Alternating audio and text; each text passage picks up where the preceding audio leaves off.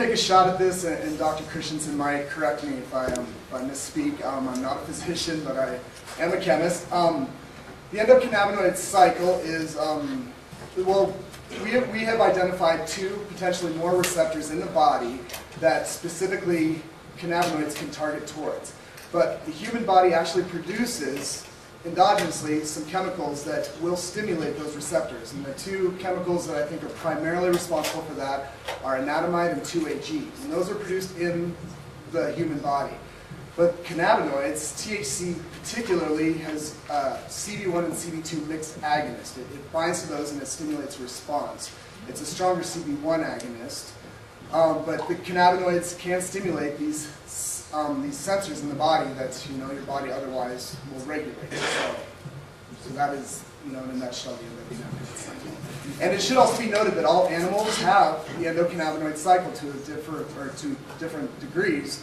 I think insects don't, but animals apparently do. We find it throughout the entire body, and the immune system, and the nervous system, the skeletal system. I mean, it's found.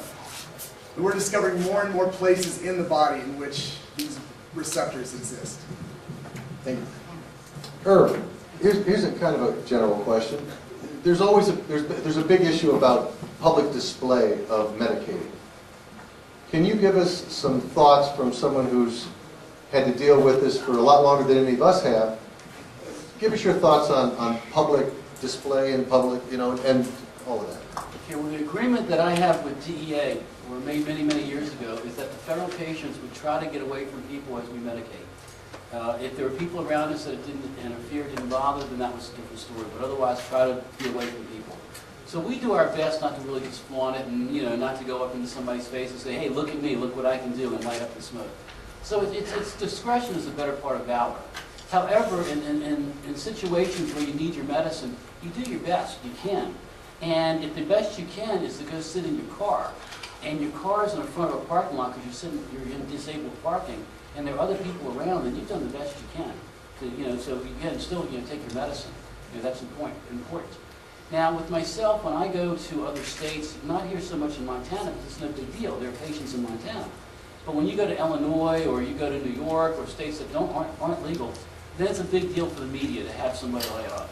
So there I will take my medicine on camera. I will let them see it, to let them show that here is a normal person who has a normal life taking his medicine. And if somebody wants to, photograph me taking my insulin, if I took insulin, well, so be it. If that's prescribed for me, it wouldn't bother me to do that. If it was in a state that other people weren't allowed to legally do it.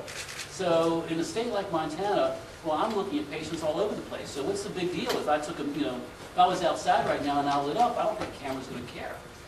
So it's not something that you really want to flaunt, or especially in the media when you're trying to be responsible. What you really want to say is, this is my medicine, and just because it's in smoking form, well, why don't you want to take someone taking a pill of Xanax, or take this, or take that? It's the same thing, it's medicine. So that's really the way it should be treated. Chris, how long should a physician spend with a patient before they give a medical recommendation? Well, 5 minutes, 10 minutes, 20 minutes, 2 minutes? You're asking a question that I think ultimately needs to be determined by the patient. Frankly.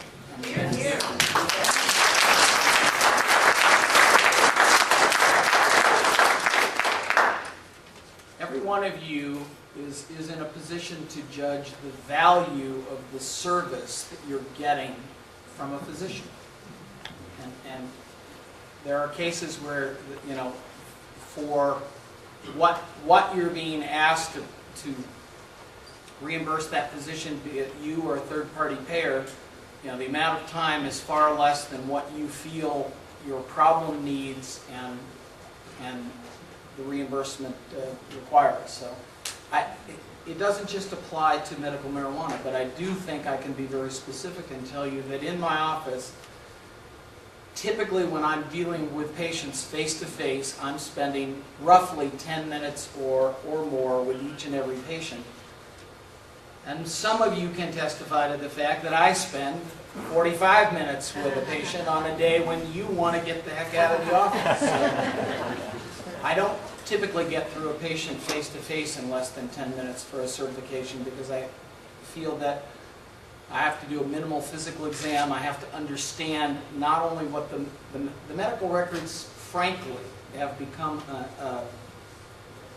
an unreasonable icon in this whole area of medical certification. If a physician is attempting to do a certification and lacks either the desire or the knowledge to know when it's appropriate to certify, then maybe they want to look at another physician's records to make the decision. But otherwise, those records should just do one thing and one thing alone.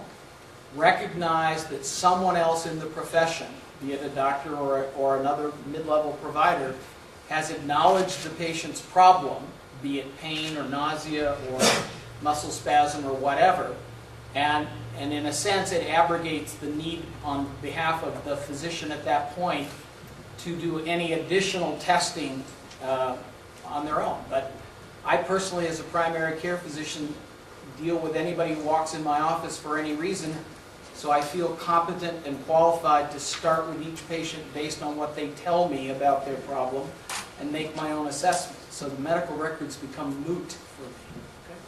Don't you find a lot of patients in Montana don't have insurance, so therefore they have no medical records? And there's a lot of people out there that are hopefully listening, and they say, well, I don't have, it says you have to have medical records, but I don't have any because I don't have a primary care physician, because I have no insurance. What's a patient to do? Well, first of all, you know, there isn't a law in the books that I'm aware of that says the day you develop pain, you have to go to a physician and report it. People walk into my office all the time and tell me stories of decades of pain, and we're focusing on pain because, again, it's the most common situation. But you know, I also see people who've spent 10 years or more struggling with nausea or struggling with the fact that they can't adequately nourish their bodies. So there are situations where people come with long-standing problems. Some of them have had amazing workups and still have no definitive diagnosis, or certainly haven't been treated adequately. Some of them come to me, you know, literally saying, you know, this is the first time I've been willing to see a doctor about this particular problem.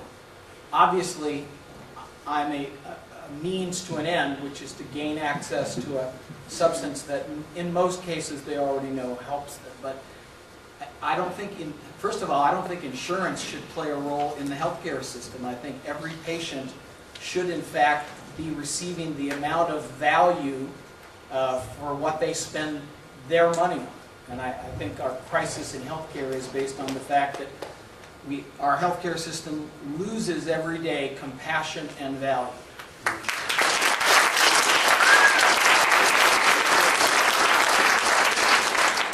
Noel, this afternoon there's going to be a seminar on alternative delivery methods. And so not to spend a lot of time now, but since some of the folks might be in the other discussion this afternoon and might miss that one, what can you say in terms of other delivery methods and what's out there now, just a kind of a random thought as to different ways that people can benefit? I've learned that caregivers and patients are very creative with their administration methods, and I think I've seen a very amazingly large spectrum. Edibles are not just limited to brownies or cookies, but we've seen candies, ice creams, pretty much anything that has lipids in it, because cannabinoids are what we would call a very non-polar compound, and they dissolve very readily into fats or lipids, things like that. So people who are preparing things as edibles are finding very creative ways to infuse different fat, oils, things like that with cannabis and apply them in that regard as either internally used medicines or topically. And I am really amazed because I'd say once a week somebody will show me something or bring something to our facility, and I'll be pretty amazed with how creative they are, because at this point we are really limited by our creativity. My only comment on the edibles, though, is the chemistry is much more important to understand when you prepare edibles. It's not as simple as just vaporizing or smoking, because a series of chemicals reactions happen when you do that you don't necessarily need to understand in detail in order to deliver or receive the medicine. But with edibles, it helps significantly to know some basic chemistry because it is not as straightforward. And this afternoon, I think if you want, you'll probably learn quite a bit more about that. Thank you. We do have a question that's coming over the internet. Yeah, Hill Bill from Kalispell, he wants to know who should be the one to recommend the dosages and what factors should be considered in that. Anybody? That's kind of a general question. It's a loaded question. Look, I don't know if anybody in this room has the ability to standardize their product at the moment. Standardized meaning specifically that they can find a standard and then they can adhere to it.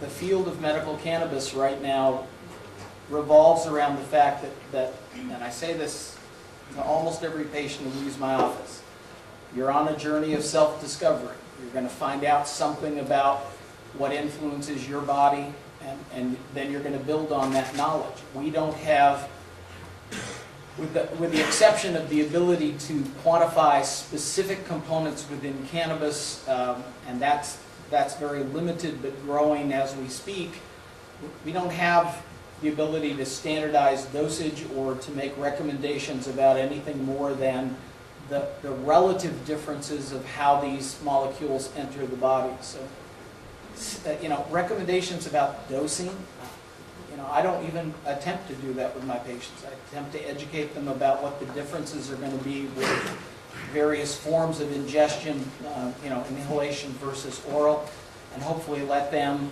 then work out a schedule and an amount that I did give most patients one admonition, and that is if the amount you're using only enables you to sit in a corner and drool on yourself, that's probably not an effective dose from a medical standpoint.